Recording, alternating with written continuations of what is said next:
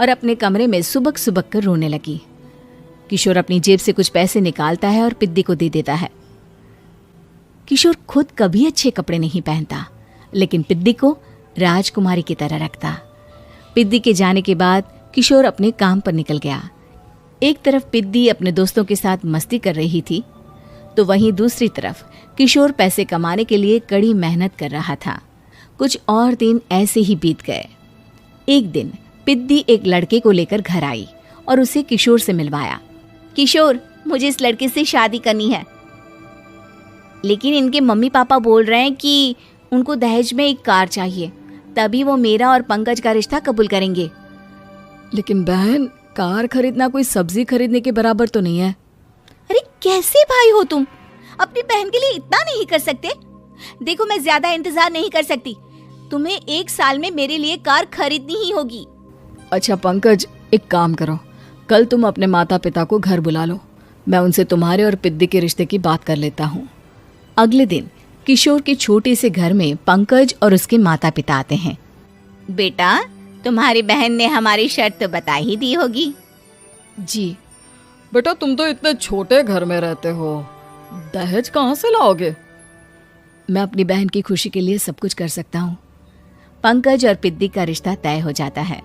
किशोर अब अपनी क्षमता से 4 गुना ज्यादा काम करने लगता है। सुबह सबके घरों में न्यूज़पेपर फेंकता, दिन में मजदूरी करता और रात में चौकीदारी करता। खूब मेहनत करके किशोर ने अपनी बहन की शादी के लिए पैसे जुटा लिए।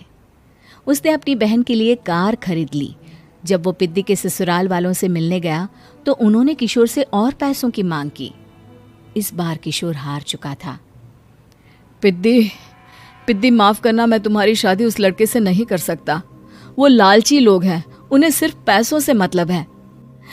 देखो किशोर, मैं पंकज से ही शादी करूंगी। क्योंकि पिद्दी ने तो किशोर की बात न मानने की जैसे कसम खा रखी थी। किशोर ने पंकज को घर बुलाया। पंकज, तुम अपने माता पिता को समझाते क्यों नहीं हो? भैया, वो हमारी शादी के लिए मान गए, मेरे लिए तो यही बहुत बड़ी बात है। हम एक काम कर सकते हैं, दहेज की रकम में से कुछ पैसे मैं आपको दे देता हूँ। अरे लेकिन समाज वाले क्या कहेंगे? अरे जब दुनिया को पता चलेगा तब ना। अच्छा, कुछ पैसे मैं अपने मालिक से कर्ज में ले लेता हूँ। कुछ पैसे पंकज देता है, कुछ वो कर्जा लेता है और अपनी उम्र भर की कमाई वो अपनी बहन की शादी में लगा देता है। आखिर में पंकज और पिद्दी की शादी हो जाती है। पिद्दी की विदाई के बाद किशोर बिल्कुल अकेला पड़ जाता है। अब उसका कमाने में भी मन नहीं लगता। उधारी वाले रोज घर में आकर बैठ जाते हैं।